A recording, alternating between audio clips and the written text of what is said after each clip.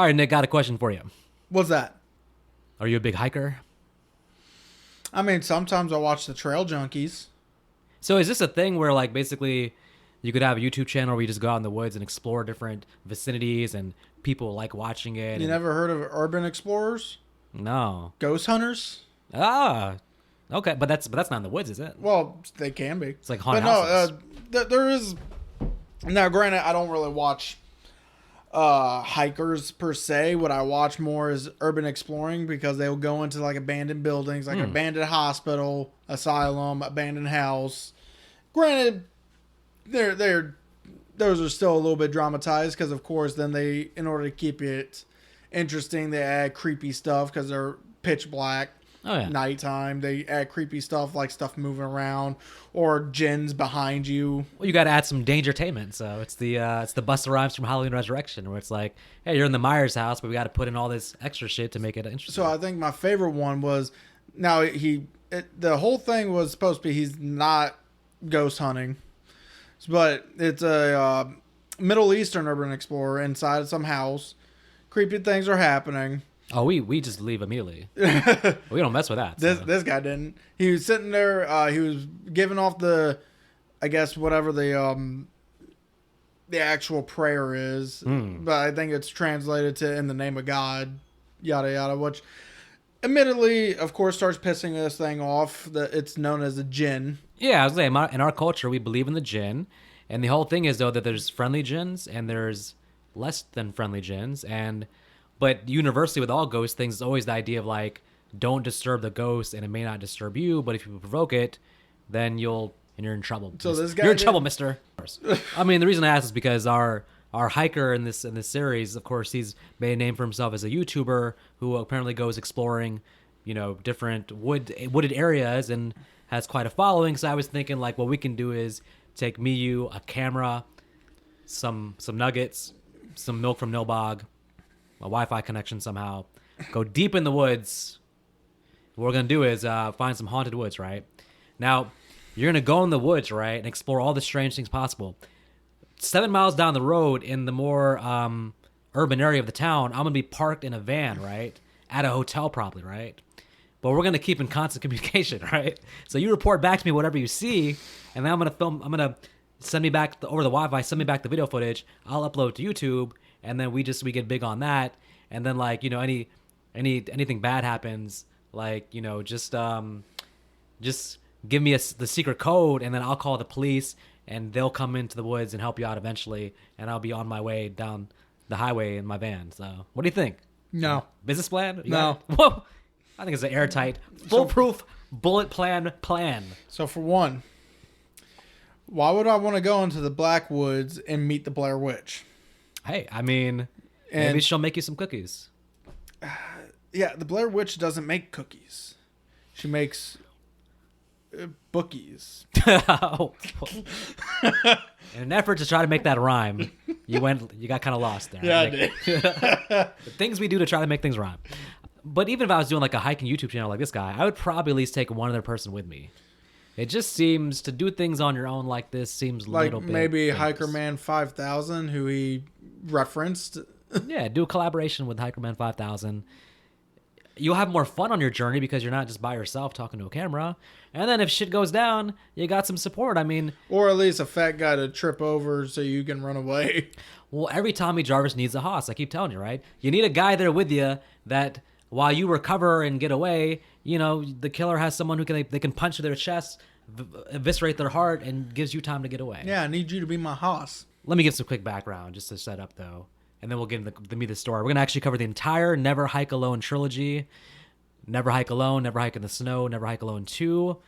We decided to do one mega jumbo episode, putting everything together into one thing for you.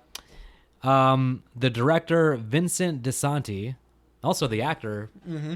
So he plays... and writer. He's doubling up there. He's playing Jason and directing. Yep. And the writer. This guy's doing it all pretty much. And... it's a passion project. Well, he was a huge Friday the 13th fan. Obviously. I mean, to an extent that he said that Tommy Jarvis was his Batman growing up. It was his Spider-Man, his superhero, which is Tommy Jarvis, which I got to say, as a kid, man, I love the series too, but I don't know if Tommy Jarvis was my superhero for sure. But I mean, I guess he... It's weird he says Tommy Jarvis, considering the fact the guy's only in. I mean, Tom Matthews is only in one movie. Granted, Tommy Jarvis is in 3, but. Well, yeah, he's talking about the character. He's not the actor. He's talking about the character, I think. So. Well, he probably thinks, Batman because of Part 5. Yeah. I mean, he definitely had some Jason Bourne moves there. Even though there's 3 different Tommy Jarvises, I think that the Tom Matthews one is the one that people identify as Tommy Jarvis more often. Mm. I think it's because we saw the kid version in the one movie. Corey Feldman, who is a popular name, but you just never saw him again as an adult. And then the Part 5 one, I think, unfortunately, I mean, he was Jason Bourne, so yeah, but he basically retired from acting after that, anyways, I believe. So yeah, Tom Matthews is, for all intents and purposes, Tommy Jarvis. His perspective of the trilogy that I saw in an interview was that, in his mind, he was like, what would happen if Paramount had kept the rights, and what would be Part 9 then? Obviously, they sold to New Line Cinema. We got Jason Goes to Hell, but this is his version of what Part 9 would be, which is already at a good place because it doesn't involve body hopping, body switching, hearts being eaten. Deadite. Random Necronomicons in the house. I'm on board with this being the immediate Part 9 after Jason Takes Manhattan. So you're telling me Jason Takes Manhattan is canon with this, with the lore that this one wants to give? If we're going by the idea that all the Paramount movies are canon, then, I mean, Jason Takes Manhattan is hard to fit in any canon because he turns into little kid Jason at the end, which has never happened before, so it's kind of hard to make that canon. But which means he had to grow up again before he could start killing again. But where it can be canon is because Jason Goes to Hell picks up with Jason just back in the woods as if nothing happened. He went to Manhattan, had a vacation, and he came back recharged and ready to kill some more teenagers. So we could say that. Now, this is like, obviously, 20, 30 years later, because we're going to get, in this trilogy, Old Man Tommy Jarvis. So this is years later. But we'll get that later on. Let's start with the OG Never Hike Alone from 2017. We got Kyle, our YouTuber. Yes. In the woods. Yes. Doing a bunch of montages. And, he starts out kind of like him just roaming different areas through the woods. Maybe looking for the Blair Witch, who knows. He's in the tent. Showing off a shovel. Well, this is also, I got vibes of Blair Witch here because he's hearing noises of the woods and stuff. Which they're coyotes. I think it's Jason eating muffin. Leftovers of muffin. No, it's Jason eating a coyote. It'd have been funny if he walked so far into the woods that he stumbled upon a cruise ship that was loading passengers on the way to Manhattan. Because we know the diversity of Crystal Lake and how much it offers. So there's somewhere in this area where he's at, there's a boat loading up to go to Manhattan because that's what it does. So, damn, Muffin the dog barked back at me. He's like, I heard you talking trash about me. No, that is not Muffin. That is Mochi. So the tent comes first. Then the detour because he finds that fucking marker. Yep. Then he's in the no trespassing. Then the Camp Crystal Lake sign. Yes, he finds the Camp Crystal Lake, and as he walks through, he decides to start investigating through all the different cabins and the grounds, the archery range. At this point, also, we don't really know what the character knows about Crystal Lake. He's intrigued when he finds a sign, but we don't know, like, at this point, as of yet, exactly what he knows about it. Now, we're going to get, when he stumbles upon this cabin, he's going to be talking to the camera. He's going to tell, basically, that he's going to kind of recap the series, part 1 and 2. He's going to talk about, legend has it that, a boy drowned back in 1957. He gives us the whole Jason story. He gives us the story part 1, and then he ends that with saying, and also legend has it that Jason saw his mom beheaded and then vowed to take revenge. I guess when he finds his cabin, it's implying that this was like the camp counselors were here. So it's like he's finding magazines and stuff, but that's what the camp counselors there had. But why is that magazine not more worn out? I don't know. It's been there for years. Right. I don't know. But so basically he says that his brother tells him pretty much, hey, his brother hasn't filled him in on the events of part 1, and then also the idea that Jason is out there seeking revenge. But then he ends it with like, or some shit like that. So he clearly doesn't really believe the legend, or doesn't. It's been so long that doesn't care. Yeah, so to our knowledge, Kyle's knowledge is really more on what he knows to be true, which was Pamela's murders. Yeah, and he hasn't heard anything apparently about the 200 murders that have happened in Crystal Lake since then. Which is funny considering the fact that, you know, we see all these different Easter eggs of the different kills, like the one with the guy hanging upside down from part 2, the rope sitting there hanging up there. Yeah. So this is being chalked up, I guess, to, again, the idea that the town where Crystal Lake is at, they always try to Cover it up. bury it, try to change the name of Crystal Lake, or bury it in a point where they can, and that makes sense. I mean, that if you're known to be like that, you're not going to get a populace. So, Oh, heck no. and your real estate values are not going to be too high. So, So he also finds Pam's head. yes, Let's keep in touch of how desecrated Pam's head is in this. It's gone through a lot, old Pam's head. Gone through the ringer. Oh, yeah. So at the point where Jason attacks him, Yeah, we get... this is about 28 minutes in, and I would say, for me now, the pace goes from like 0 to 100, and now I really enjoy the last half an hour now, which is now just basically Jason being Predator and hunting this dude through the woods. And little cat and mouse chase between them. So I want to mention something. I'm not a big fan of Jason's mask in this one. Yeah. Because it's so circular. It makes it look weird. Yeah, I can see that. And also Kyle tries to fight, but doesn't really go well. No. The fight scenes are filmed in a pretty fun way, though, for the most part. It's filmed better than Mortal Kombat. I like him jumping from the thing pretty much with being like half blinded pretty much. Mm-hmm. He just laid on the ground.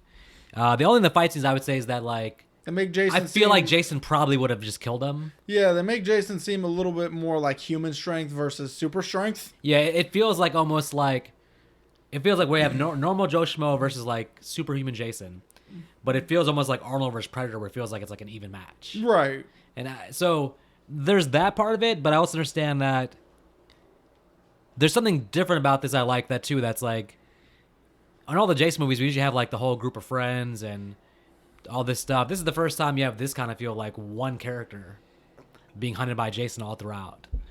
So that's kind of unique, and I like that. At least this character seems to be able to defend himself. Against a normal person, he probably would have won this fight. And props to the actor, because like, if the script is like, yo, you're like the only person in this movie, basically. If people hate your character, or if as an actor you're just unlikable or doesn't work, then nobody's gonna like this movie. He had to like carry a lot in this movie. So I kind of feel like this character was supposed to also come off arrogant. Yeah, 100%. But for some reason, Or just ignorant to like, that legend bullshit, blah blah blah. I don't care about it. I was saying more arrogant that he feels like he could probably do a whole lot of things. Like he did that one jab at Hiker Man 5000, saying this trail's only for intermediate and above. You stay away. He was walking a fine line of like, for me, he was walking a line of like, well, he's pushing forward so much that it almost like whatever happens to him feels like he kind of deserves it to a degree. Not deserves it, but it kind of like he's setting up his own thing by being so explorative in the woods and stuff. But he becomes more likable over time as you see like, oh, at least he has some fight to him. Well, yeah. He gets wounded, but he's, taking the time to heal up his wounds. Yeah, because after Jason backhands him up against a tree, he's like, nah. He quickly surmises, get the hell out of there. So he starts running. Yeah. And that's when he probably should have remembered the no trespassing sign had barbed wire on it. Uh-huh. Yep. Well, there's the part where now I get to say, I'm pretty sure I missed that one part where he mentions about Jason during his whole thing about the history of the place, because now all of a sudden he's sitting there saying, oh, Jason is real. And I'm like, when I was watching it, I was thinking, you didn't mention anything about Jason in your whole thing. Did I miss something? He gave like it's almost like he was caught up to where like Ginny is at the beginning of part 2, where she's like, oh, what if he saw like he was repeating kind of her idea of like, oh, he saw his mom get beheaded, but there's nothing about, and then he went on to murder 300 people. So that seems to be like the town has made that like a rumor or legend or something. This is so many years later that maybe it is something that could be like just an urban legend at that point. So Kyle has to go back to the camp because he needs to be able to, because his camp supplies is still at the camp. Mm-hmm. He needs the stuff to be able to survive the night. Yes. Which, as we know, is going to be Chick-fil-A sauce. Yes. Nuggets. Yes. Um, Actually, I'm more into the spicy chicken sandwiches with Chick-fil-A sauce. No pickles. Don't forget the no-bog milk. yeah, I gotta have the no-bog milk. Oh. Oh, he doesn't like that, so I gotta store that in the trunk or something like that. Yeah, you can have that in your trunk as you're all the way up eating at McDonald's. Don't be hating on my special green juice, all right? Now, all right, let's get to this final whacking between the two. Yeah, because now that he's finally back at the camp, he gets himself all sewed up, gauzed up, and then Jason finds him in the mess hall. So they have another fight. Yep. Round 3. Well, actually, this one's round 2. Round 3 is the shovel. Oh, that's true. Yeah. But yeah, round 2, they're fighting in the mess hall where Jason does choke slams him through a table where, again, with normal Jason, this would have just killed him. Jason sometimes is the most efficient kill in the world, and sometimes, I don't know if it's just him playing with his food, but he likes to like just, especially when he in all the movies, when Jason comes across, let's say, the final girl, or in this case, the final guy, suddenly he's doing the whole cliched, I'm gonna throw you around the room instead of killing you. I'm gonna throw you against the wall. So I do feel like the Jason this time, we don't know when the last time he's seen someone at this point in time, when the last time he's killed somebody is. So maybe he is having fun with it. Yeah. Maybe he's not going all out because he wants to, maybe Jason's like a cat in this one. He wants to play around before he kills him. I think Jason, He's having fun. that's what I'm saying. I think there's an element, maybe it explains the whole thing when he gets to the final girl. It's like he likes the chase in a way, but with all the kills, with other kills, he's just like really straight to the point. That's all I'm saying. But here he's like, yeah, let's wrestle. Well, again, we also don't know when the last time he's actually killed somebody is. Maybe he is. With this guy, he's like, okay, well, I don't know when my next kill is going to be, so I'm going to fuck with you before I kill you. All he's got to do is go back to that damn boat, that docking place, get the next senior class. You can drown them too, and then have the rest of the world never include that in your kill count, your body count. Why is it nobody counts on all the memes I see now are Michael has a higher kill count.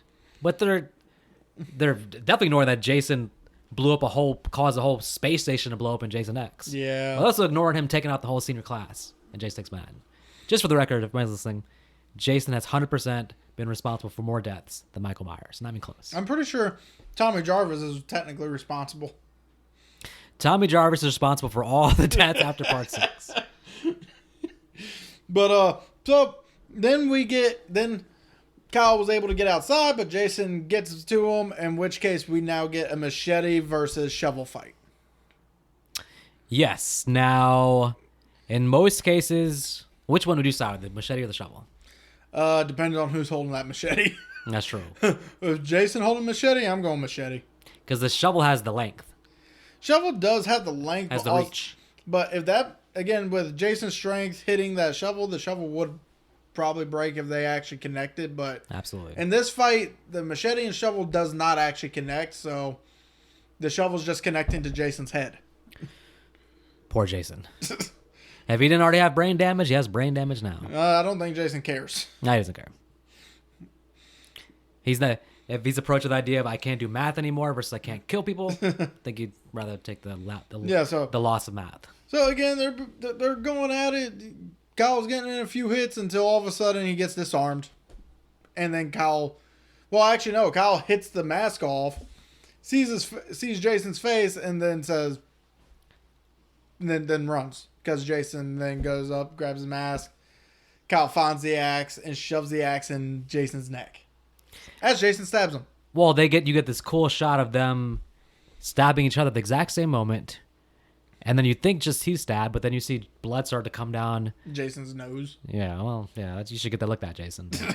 Yeah, you were stabbed in the neck, not your face. A little bit comical how they both fall backwards in the exact same way, but with Jason not moving and Kyle sitting there squirming.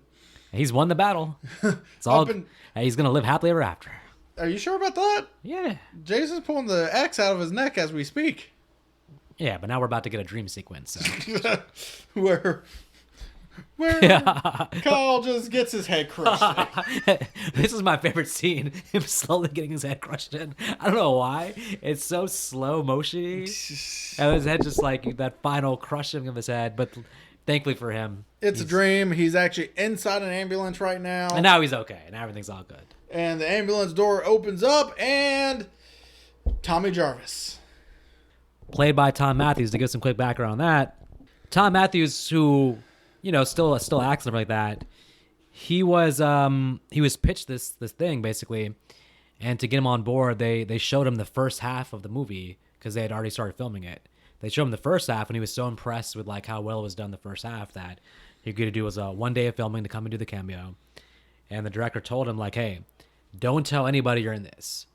We're not going to advertise you in this. We want it to be a legitimate surprise when you show up, when you pop up. So anybody who's watching it, it's like, you know, traditional fan film, and then you see him pop up, and like, oh, okay, well, this is pretty interesting. Yeah, 1 day of filming, and here's Tom Matthews. Now this connects us to part 6-ish in a way. So part 6, where Jason as they're finally about to leave, Tommy's calling it in that there's possibly another hiker out in the woods when Tommy gets attacked. Because Jason don't forget nothing. Well, neither does Tommy. He said, don't I know you from somewhere?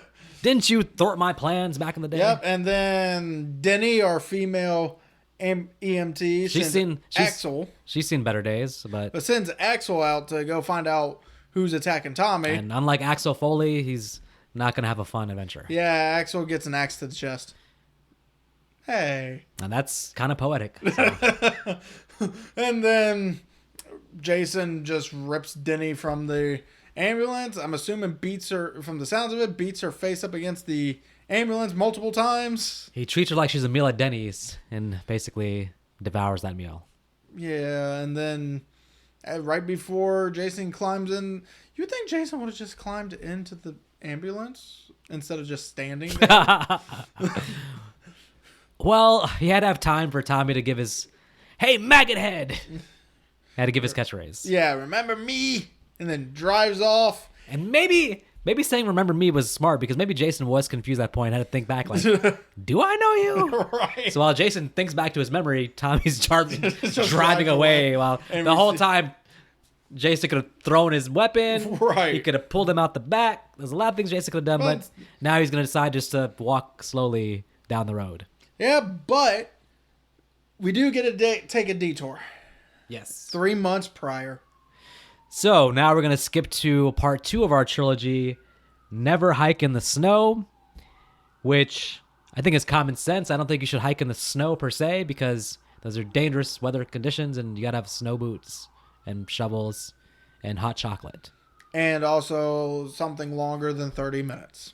Longer than 30 minutes with a complete ending, ideally. But we're going to get, sometimes in a trilogy, you do have that sort of filler middle chapter where you know the real sauce is going to be part 3, but you've promised you're doing 3 entries, I guess. So part 2 is going to be nothing substantial happens per se.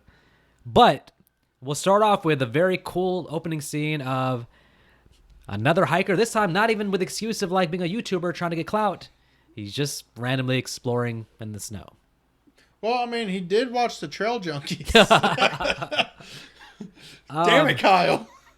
Kyle got this poor kid killed. Well, all right. Now, my only question about this scene is, because I've seen it happen before, and I just don't understand.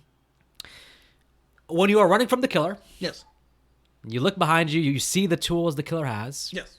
You look back, you see him winding up the bow and arrow. Yes. Why do they always just run in a straight line in a perfect symmetric way to allow the killer to perfectly shoot them and dive to the ground, dive to the side, zigzag? There's a lot of things you can do there. There is, but then we don't get the all the memes like in Game of Thrones when that kid should have zigzagged, but instead was getting shot. I don't care what circumstances. If I'm running away and back in the distance I see someone with a bow and arrow, they're not going to hit me. Because I'm not going to be in a straight line at that point. I'm like, oh, okay. You're going to hit me. You're going to hit a moving target. I'm going to be zigzagging. If he just dives to the ground, it's very hard for Jason to hit him if he just dives to the ground. Hard, but not impossible. Well, you have to time where you have to like let him shoot the shot and then die on the ground as he shoots the shot. Still not impossible because that involves you having to also turn around to see it. What if he's already shot the bow by the time you turned around? I get it, but simply zigzagging would have made Jason very, very difficult to hit that. Well, yeah, but and Jason, or we don't know or hide behind a tree. Well, that was definitely. But we also don't know Jason's expertise with the bow. While zigzagging, Jason notices the zig, and when the kid should have zagged, he zigged instead, and Jason shot the arrow at the right point in time. The Jason, this trilogy is like a combination of Jasons from parts 1 through 4, but also then remake Jason. Mm-hmm. So he has like the sort of the man surviving the wit skills of 1 through 4, but he also has like the, how would you describe remake Jason? Just like, well, remake Jason did use a bow and arrow too. Yeah, that's what I'm saying. And that one was a moving target. Yeah, he has like the remake Jason was more like Predator, I would say almost. So he has like those skills as well in this one. Well, unfortunately for this guy, he didn't zig or zag. He may have missed his last couple of dentist appointments, but it's not going to be anything of concern because his mouth's about to be fucked up. He has permanent cavities. Permanent. The kind that are not going to be helped by Phillips. And what's even worse is right next to him was his vehicle. I could have ran over in the car. Right. And Jason apparently did not like the alarm so much, he rips the battery out. I thought that was a clever nod to the boiling pot in part 2 after he kills Alice. And the damn sound is annoying him, so he takes the pot off the stove. That was a clever nod. I did like that death scene. It's a character we don't know, so it's kind of like, all right, but... And as a character we'll never get to know, really. But it was a good, yeah, well... But we'll find out at least has some meaning as his mom's going to become a central figure. And maybe the mom is the only reason, only takeaway from this thing is establishing the mom character. Which, hell, we don't even know what the mom's character is even meant for until the next movie. Like, he says, he was supposed to go pick her up that day. Well, okay, where are we picking you up at? What is you? I don't even think we know her full name until the next part. Yeah. We do get a lot of Tommy Jarvis in the background, kind of establishing that, yes, he's been hanging around Crystal Lake. He's clearly still suspicious of Jason. Mm-hmm. And we meet the town sheriff. And, yeah. And that only brings up one word, which is shabang. I thought it was yabang. Oh. Yabang. Well, yabang, shabang. I mean, I don't know. I'll be copyrighted it. Whatever it was. Yeah, well... Now, and then we also get a little bit of Jason's background that he apparently worships his mom, not just... I mean, I know he was... That's in line with at least the point where part he 2. kneels? That's in line with remake Jason too, though. And because remember, part 2 Jason still is, as soon as Ginny takes command of the head and pretends to be the mom, he has the mom's head in a shrine in part 2. So that's which is weird considering the fact. Well, I guess I'm not sure what happens to that shrine within 3 months, because in 3 months it goes from the head being in a shrine to head being in a bed to head being in a basket. Does his mom and also how did his mom's head get so less degraded that it's more noticeable that it is a woman's head, a female monkey head nonetheless? Yeah, I don't know. The thing with the head too is interesting is that the whole Jason's mom has an influence thing. It's very much there in the first 4 movies, right? It's like really a thing in the first 4 movies. But I would say this. After part 6 with zombie Jason don't care about his mom. Nothing with his mom ever comes up again. There's no like... Now maybe he still in the background has like his mom's head in a shrine, but it seems like zombie Jason has a mind of his own. It's just like he's still killing people at Crystal Lake, but it's not the same worship, it seems. Right, so now our deputy Alan is just looking through the camp, telling his wife, "Oh, don't worry, I'm on my way home." And when he sees a light in one of the cabins, famous last words. He sees a light in one of the cabins, so he goes to investigate. And stupid movies. Even if you're a cop in a horror film. So right, you should be. I'm sorry, if you have any inclination, you should have called it in before investigating. But instead, he goes and investigate, tries to call it in, but he's getting no signal. If I was a trained police officer, yes, with combat skills, let's say 20 years in the force, have seen everything I can possibly see, nothing can intimidate me. Even then... Oh, this guy was pretty young. Okay, well, let's say regardless that he's young, but he's like the cop of the future. Let's say he's the And a best, small town cop. the best one they have. No matter what, even then, if I see someone sitting in front of me in a chair and they're not, and their back's turned to me, and I'm saying He's not even in a chair. He's kneeling. he's kneeling, his back's Perfect execution shot. his back's turned to me, he's not responding to what I say. Shoot him. Shoot him, or I'll be honest, it would be like this: tell me who you are, get on your knee, like blah blah blah, cooperate, blah blah. But after about the third time, be like, all right, this just not working. I bid you a good day, sir, and I'm on the way out, because at a certain point, it's like, all right, this dude hasn't responded at all. Clearly, something weird's going on. Well, I'm calling for backup, or I'm out of here. Well, for one, I'm just wondering. Did Jason blow the candles? Yeah. The candles just randomly went out. Well, Or was it the monkey mom head? He's getting help from the Blair Witch. His new mom is the Blair Witch. Okay, that probably explains the head. Not saying this cop deserves it, but at a certain point, you got to be like, all right, listen, this ain't worth dying for. I'm out of here, but it's too late. The lights are out, and now, no, not shoot him in the head. The correct response is to shoot him in the head. Turn around and get the hell out of there. In which case, you then get fired from your job because now you just let a suspect escape. Fired? And also... Fired or dead. You got to weigh here's the other thing. The minute he would have turned around, Jason would have gotten up and killed his ass. Jason can't see him. You got to tiptoe backwards and slowly... All right. Jason can hear him. Tiptoe your ass back out there. The man can hear you. What was Jason doing anyways? Was it like... He was praying, pretty much? Praying to the head? He was hallucinating his mom coming in and giving him huggies. Well... And Alan gets his head blown off for it. Very quickly. And then it's over. It's over. It was 31 minutes and a very abrupt ending. Now it looks... So the third one made part 2 better, but by itself as a standalone, part 2 doesn't really work, in my opinion. It feels like nothing but filler that we did not need, and it's a waste of damn time. The only filler was Jason giving the dude his fillings for his cavities with that axe. So, look, we can at least say it fulfills a fan fantasy of everybody wants to see Jason interact with the snow. We've had the glass of water, and now the main meal on our table in front of us. And it's going to be a hell of a meal, Nick. So I wonder what our dessert's going to be then. I guess the Friday 13th TV show that's coming out.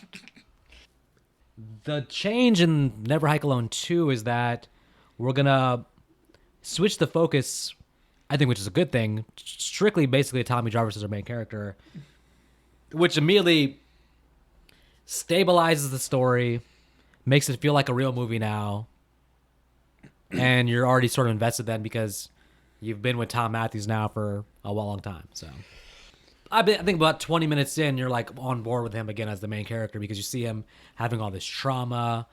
Like talking to himself on the dock before Jason. Did you notice that Jason at some point, at least with this damn fan films, they copied Jason's water jump almost every time? I think the only reason they didn't do it with snow was because, well, it's snow. Yeah. Jason coming out of the water has definitely like become like a thing for him. Because they even did that multiple times in the damn movies too. Yeah, it happened a lot in Freddy vs. Jason. Right. By the way, so even once with Freddy. After establishing that he was afraid of water. And also Freddy. As I was watching this one and saw the Jason jumping out of the water to grab the kid, all of a sudden I jumped to Nightmare on Elm Street 4. Freddy jumping out of the waterbed. Oh God, how's this for a wet dream? Couldn't help it. And then the best thing about that is that the waterbed being perfectly intact afterwards, Right. and Joey being in the waterbed, perfectly sealed back up. He's trapped in the waterbed. It's the best thing ever. Yeah. So basically, we're gonna pretty much take like the first 20 minutes or so to establish what Tommy was doing the entirety of. Get caught up on the timeline. We're also able to bring in the mom now from the Snow movie. Yep, we finally found out what her first name is and where she works. And like I said, the good thing about the Snow movie, I would say, is that now, at least in this movie, like I said, about half an hour, and you feel like you're with the character. You have 3 main characters you feel like you're with, basically, because you have their sort of backstory now to a degree. So it feels like you have 3 pretty good characters now. which already makes it better than most fan films, which usually have never any character investment at all.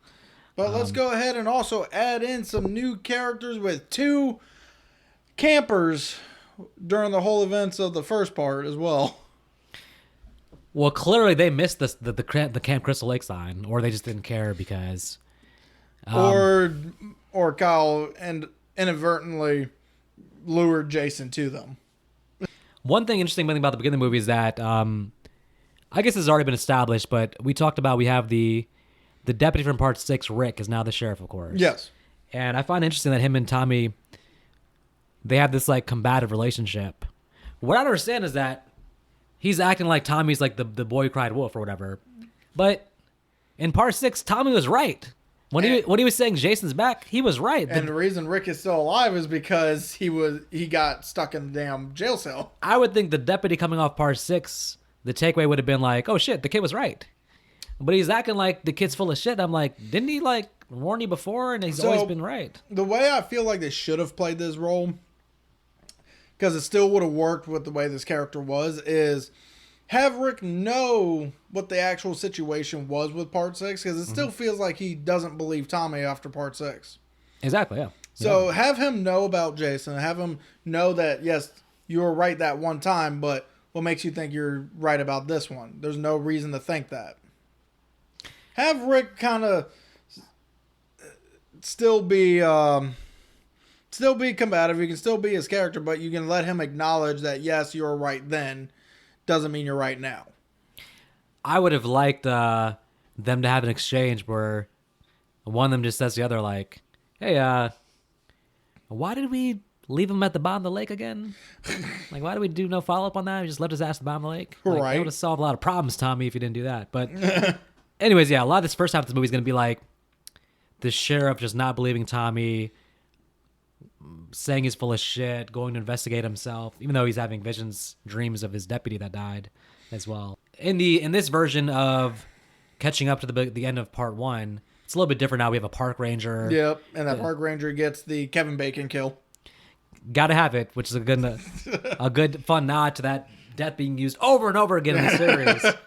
With no mercy. Just hit us over the head with that death over and over again. Yeah, but this time it seemed a little bit more painful because Jason put his whole strength in it. It's not just a little slow thing. It's just like right in. I felt bad for her. They refilmed this whole ambulance thing, but they I guess because they wanted to show more. Yeah. You see more of the axe, the dude getting axed. Axel getting axed. The only thing you don't see again is the girl getting her head slammed in. This time it didn't even sound like her head got slammed into the ambulance. But her face is covered with blood, so probably that's what happened. Yeah, but all we see is her getting lifted up, so Jason choked her out, but as you said, her face still was covered in blood. Did he just crush her head then? Yeah, and the other curious thing about this thing is, like, in this scene, Jason seems to forget to kill Tommy. He takes care of the ambulance people, but then he goes back to Kyle. But he had left Tommy just on the ground. So it's kind of like a weird thing where he kind of just like either forgot about it or said, doesn't matter. I guess he said it doesn't matter. He's already knocked him out. He probably thinks he knocked him out. It matters when he hears, hey, maggot head, remember me? And drives off again. Where then Tommy decides to stop to try and call it in. It's like, guy, can't you call it in when you get to the ambulance? Why do you have to stop right there, still on Cunningham Road? Well, this is the Jeepers Creepers argument we just talked about. Why you got to stop at the diner, drive to the next 5 towns over, and then try to make sense of this? So Tommy gets Kyle back to the hospital. Now, there's some interesting things here I would talk about. So when he's talking to, we should figure out what's the mom's character's name? Diana. He's talking to Diana, which him and Diana clearly have a relationship. Well, yeah, they work together. Well, and to an extent. I guess for the first time, he's going to recap his story to her. Right. Now, in this recap, he takes us through basically all the events of that we see in the movies. But he does not mention his sister. He does say Trish at the beginning, after the dream sequence. Okay. Because after the dream sequence, he gets up and he starts, having that big, massive kind of meltdown. Yeah. He does cry out for Trish. But he would have mentioned if she. It feels like he would have mentioned if she was dead, though. I don't know. Yeah. So I'm assuming she's still alive. She's just. I think she's just probably washed her hands out of everything. Okay. It would be sad if they don't have any relationship, but maybe so. They probably don't. And also, for you poor Part 5 Roy Burns fans, he doesn't mention the events of Part 5. So in this world, it's still not canon. It's still not canon, baby. He does have the mask in his damn apartment. That doesn't mean anything. Yeah, it does. He also mentioned that, the reason he went to dig up Jason was because Jason was still fucking with him mentally. He even mentions... Yeah, from Part 4. From Part 5. No, he would have said... The whole time in Part 5, that's all he saw was actual Jason, not Roy Burns Jason. In that recap, he could have said... He said things got out of control. There was even copycats. He could have said something to hint at the idea, but he clearly hinted with the mask. No, they didn't. In his recap, he goes from Part 4 to Part 6. But how does he have the mask, sir? Because he ended Part 5 with the mask. In Part 5, the body of Jason had been cremated, and that's enough, all right? That already makes Part 5 not canon. Which also, I still got a question. Didn't we also see that mask in snow in the cabin? All right. How did Tommy get the mask? If Part 5 is canon, the only way it works is if we go to our original theory that Tommy brought back to life the body of Roy Burns. Zombie Jason is actually zombie Roy Burns. Because zombie Jason walks exactly like Roy Burns walked in Part 5. I hate to say it, but no, that's bullshit. I'm not going out. Screw Roy Burns. Screw Part 5. It's not part of the canon. He ignores it here in the recap. I'm just saying to all you Friday 25 fans, no. Stop trying to do the resurgence of Part 5. There's fans? Yeah, on Facebook. People love to call that a cult classic. It is not a cult classic. The first one would be a better cult classic than 5. No, 1 is considered an actual classic. Yeah, well. I don't know about. But, all right. So anyways, and then also we get the theory that Tommy's come up with, which we can talk about how to kill Jason and how that is tied to the mom's head. So I do have some questions and some issues with this, but I do want to bring up because Vic hates it every time I bring this up. On the sheriff's desk, there is a picture. Don't do it. Don't you do it. From Part 2 getting the machete in the face. Now I'm talking about the picture is clearly right after that machete goes into his face. That is the still from the movie from Part 2. There's only one death scene in this entire series that made me feel a certain way. The dude in the wheelchair, getting the machete to the head, and thus being pushed down a randomly long flight of stairs conveniently placed behind him to get the visual effect of him going down the stairs with a machete in his head as he crashes to the pavement. Yes.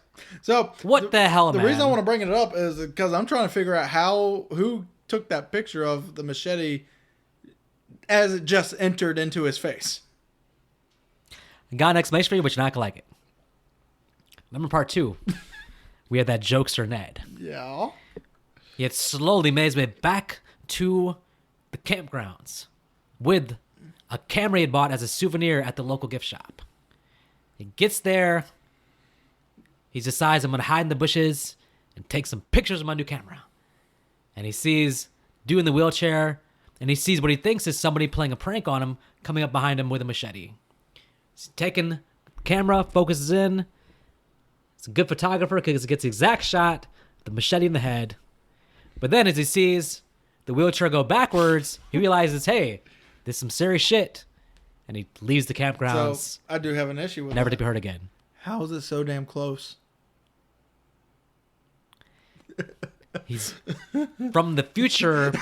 He's brought a camera back from 2023. That's a zoom option. He zooms in. Otherwise, I don't know how to make sense of that. Anyway, so now that we're done with that, I just need to bring that up for Vic's sake. Let's get back to old Tommy, which let me set the stage because you might think, well, Tommy, how the hell did you come up with that? And Tommy just simply replies, I know. No, he says, I've done my research. Well, I'm glad you looked into the Jason Wikipedia. You watched all the previous movies, Tommy? Is that what you did? So what he's talking about is you destroy the head, you destroy Jason. So I'm guessing the head has somehow been voodooed. And I'm also Necronomicon. And I'm also curious on all the times that we see Tommy going into the camp. He doesn't seem to be looking for a head. He seems to be looking for Jason. Well, my theory is that Tommy, just on the way to the hospital, came up with that theory. I think he stopped at a local bookstore, read a book or something, and came up with that theory because you're right.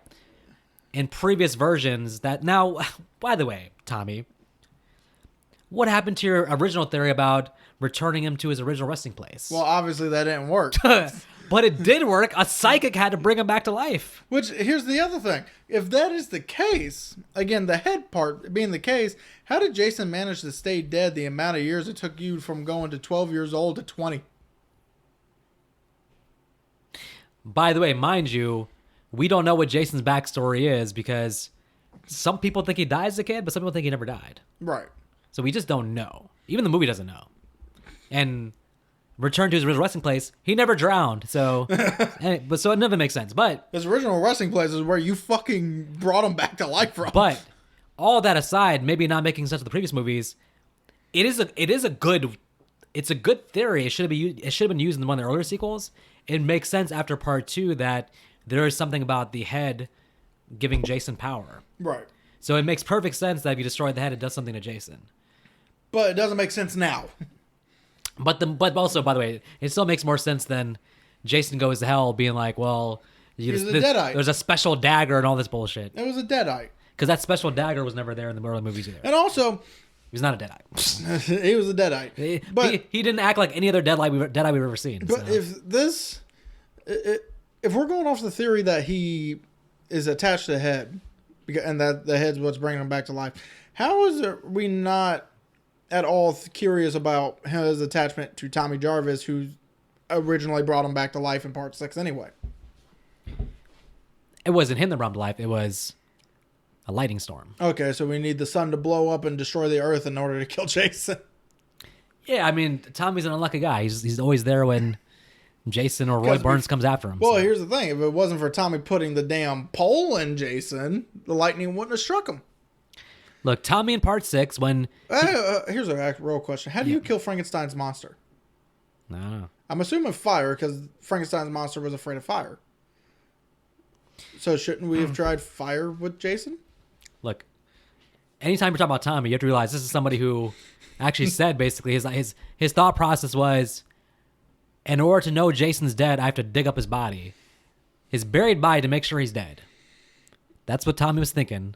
And then he brought Jason back to life. So, Tommy at that age, one of the dumbest people of all time. Well, I still say, just cremate Jason. They did in part 5. And notice how we had to have a copycat killer after that. But that was Jason. Jason Lives had to come back. So, anyways, I like the theory. It's an interesting, creative way to not do a typical...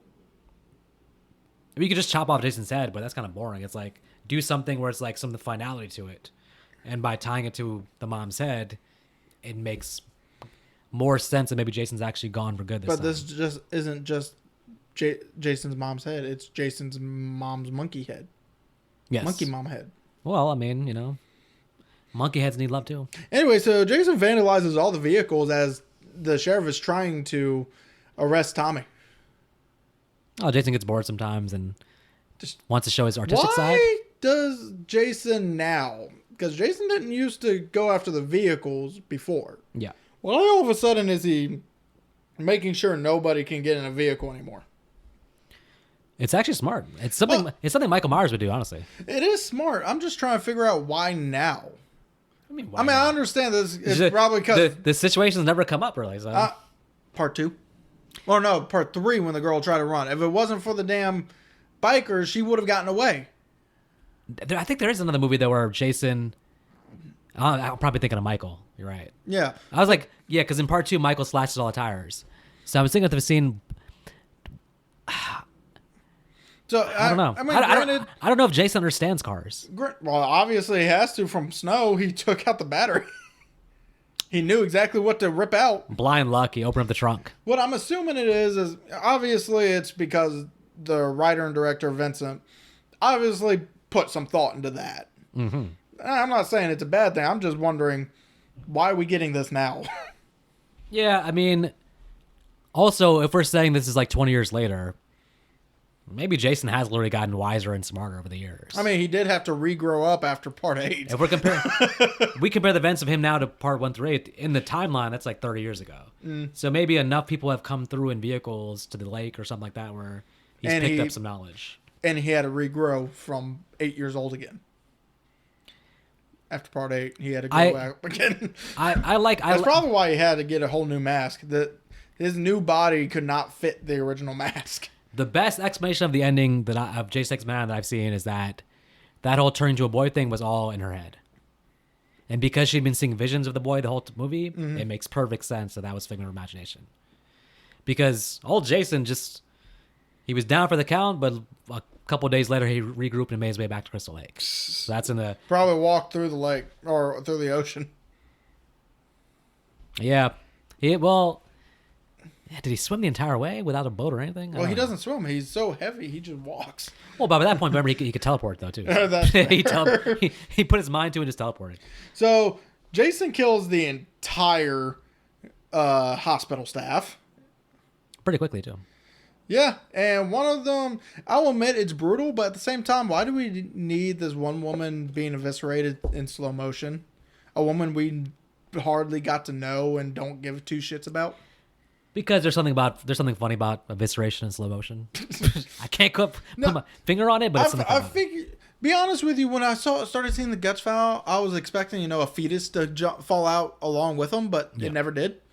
I was thinking, okay, that would make some sense. That's showing some form of brutality of, hey, Jason just killed a pregnant woman and ripped that baby out, but didn't. I gotta edit this out. This is disgusting. It's not appropriate at all. Oh, well, then you should not watch any Giallo movies.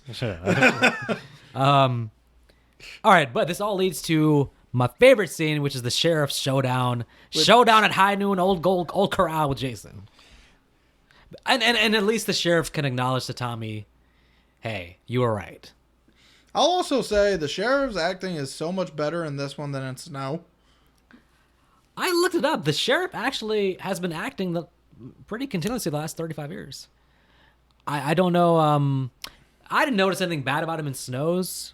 He was just like not there altogether.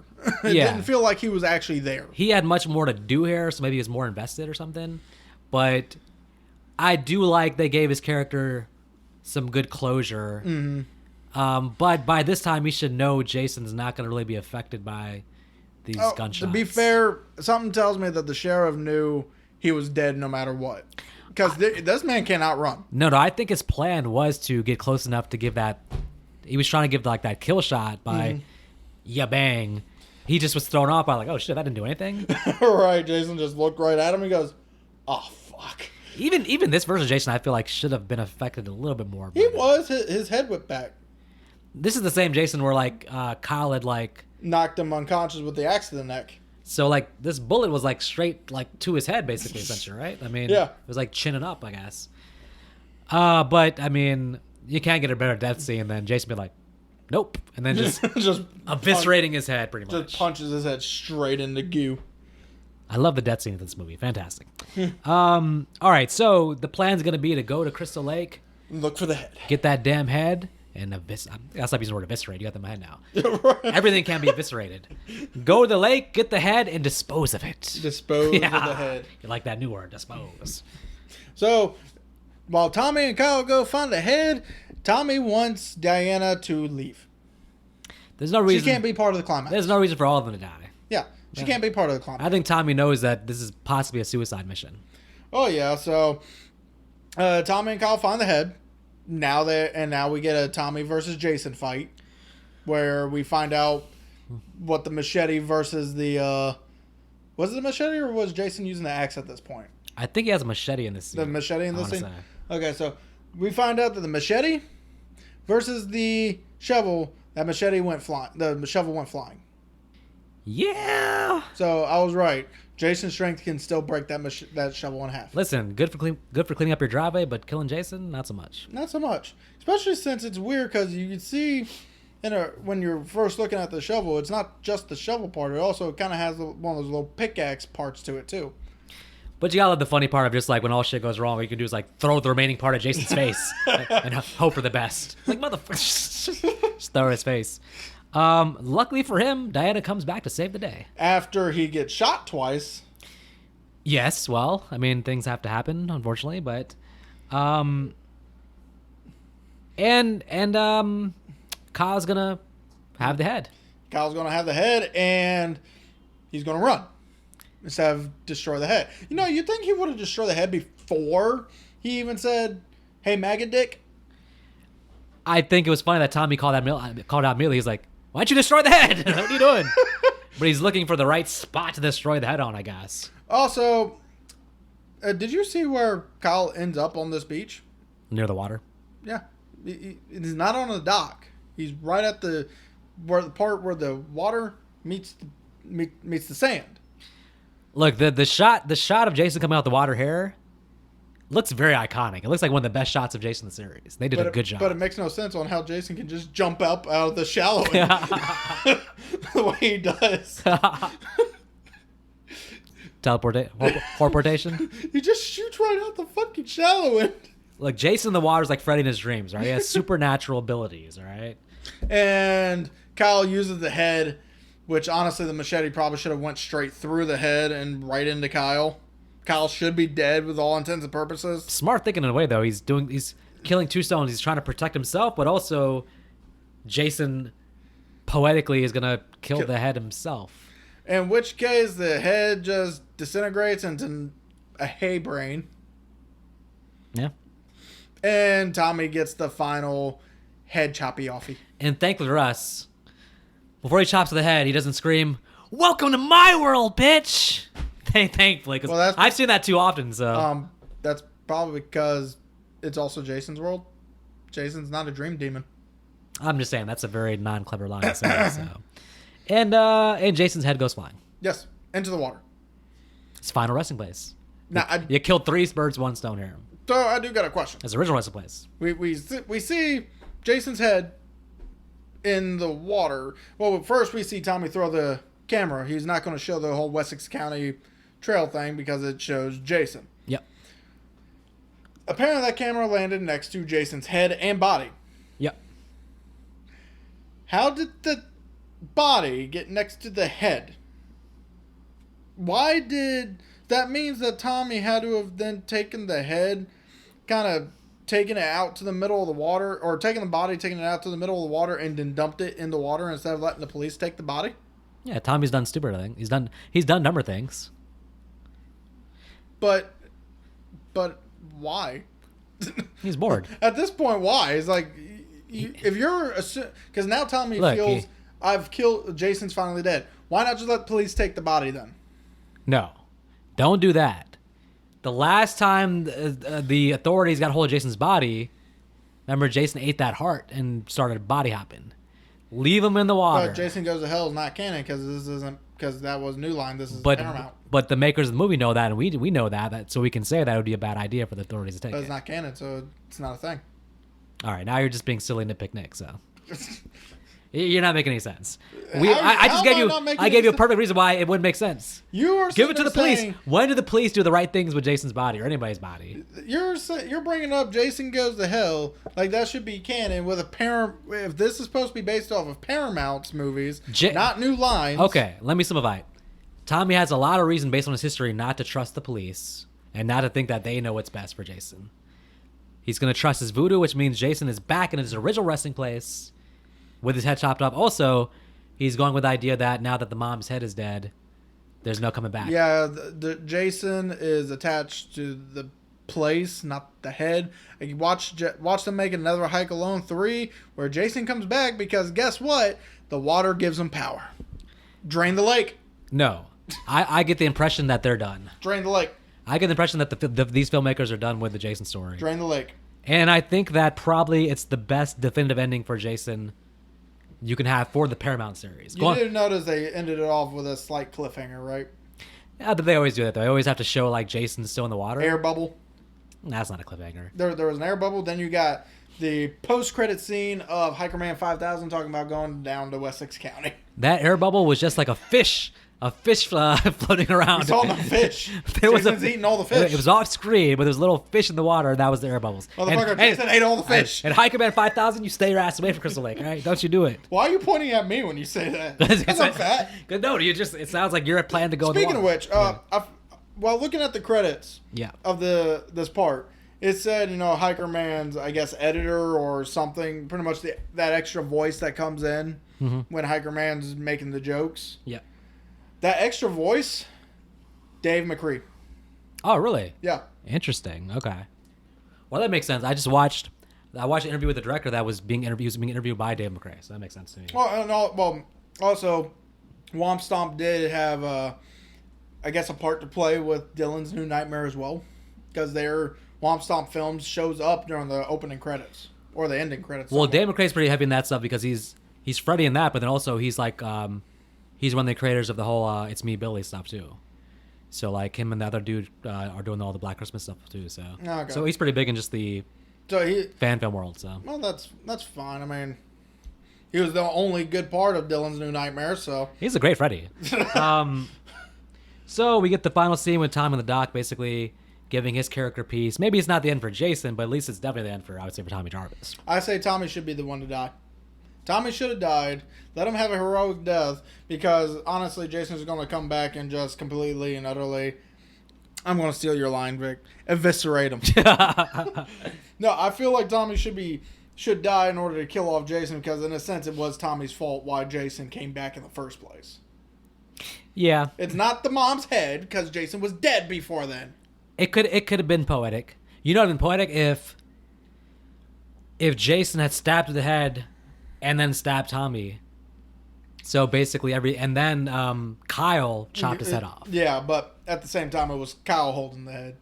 And I was still pretty sure that the machete should have went through the head. But the most poetic thing would have been the best way for Tommy to die. That would have been the best way for him to dying, sacrifice himself in a way. So. Well, yeah, like I said, a heroic death would have been a better ending in my opinion for Tommy versus that. And then if they could get Trish. For him, he'd rather be alive. So I think for him, But then at the end, they bring in Trish just for a little cameo to sit there and identify her brother's body. So you wanted the most like depressing, evil ending. You know, that's why they don't let you make movies, buddy. You know, we just reviewed Total Killer. From your perspective, at the end when she's in the time machine, the end should have been like it just explodes with her in it. When did I say that? She should blow to bits. I did not say that. I'm just saying the negative ending. That's all I'm saying. If this is the end, we want a happy ending for Tommy Jarvis. Well, we have a happy ending for Kyle and Diana. That's all we need. Yeah, Tommy still gets his happy ending by making sure Jason is fully dead. Look, this is a benefit to us. Now he can focus on opening up Doom Donuts. Now the Crystal Lake community is going to have their donuts because Tommy can finally focus on that. All right? But at the end of the day, if we got to deal with voodoo, we also got to deal with the person who started the voodoo. And in this case, would have been Tommy Jarvis when he stabbed the damn body with the pole. That didn't do anything, right? That was random luck that damn lightning storm came down, right? Exactly. It's still Tommy's fault that Jason was brought back to life, which means Tommy should have to die in order to keep Jason from coming back. All I'm hearing is a Tommy Jarvis hater. Overall, for fan films, I gotta admit they are the best made fan films I've seen in terms of production values. The acting does feel like real actors. Doesn't feel like a lot of fan films have like. Is Tom Matthews not a real actor?